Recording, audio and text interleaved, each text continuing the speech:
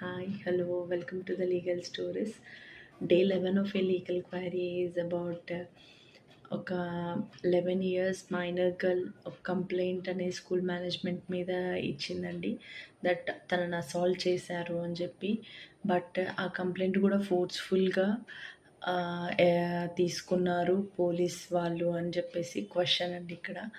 But even though తను complaint ఇచ్చినా అది స్టేట్మెంట్ ఇచ్చినా కూడా ఆ ఎఫ్ఐఆర్ని రిజిస్టర్ చేశారు. బట్ ఆ కంప్లైంట్ అనేది దాంట్లో ఏది రిలవెంట్గా పెట్టకుండా related to school management and డిఫరెంట్గా పెట్టారు అని చెప్పేసి వీళ్ళు చెప్తున్నారు.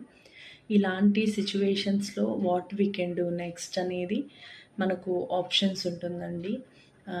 బికాజ్ ఒకవేళ మనం ఇచ్చిన కంప్లైంట్ రాయకుండా వాళ్ళు జనరల్ కంప్లైంట్ ఏదన్నా రాసుకుంటే వితౌట్ మన ఒపీనియన్ మీరు అడిషనల్గా మళ్ళీ కంప్లైంట్ ఇవ్వచ్చండి. సో దట్ ఒకవేళ మీకు ఛార్జ్ షీట్ అయిపోయింది అనుకుంటే మీరు మళ్ళీ అడిషనల్ ఛార్జ్ షీట్ వేయాలి అనేది వాళ్ళకి ఛాన్స్ ఉంటుంది. సప్లిమెంటరీ ఛార్జ్ షీట్ కానీ అడిషనల్ ఛార్జ్ షీట్ కానీ. సో దట్ మీరు కంప్లైంట్లో క్లియర్గా మెన్షన్గా ఏ ఫ్యాక్ట్స్ అయితే జరిగినాయో ఆ ఫ్యాక్ట్స్ రాసి ప్లేస్ ఆఫ్ ఇన్సిడెంట్స్తో రాస్తే డెఫినెట్గా మీది కన్సిడర్ చేస్తారు మళ్ళీ complaint. So that additional charge షీట్లో ఇంక్లూడ్ చేసి ఇన్వెస్టిగేషన్లో అది హెల్ప్ అవుతుంది విత్ ఆల్ ద ప్రూఫ్స్. అదే ఒకవేళ మీరు లేదు వాళ్ళు కన్సిడర్ చేయట్లేదు మేము ట్రై చేసాము కూడా అంటే డెఫినెట్గా you need to go with the private complaint. Directly మీరు కోర్టులో ప్రైవేట్ కంప్లైంట్ తీసుకుంటే జడ్జే వాళ్ళకు ఆన్సర్ చెప్తారండి.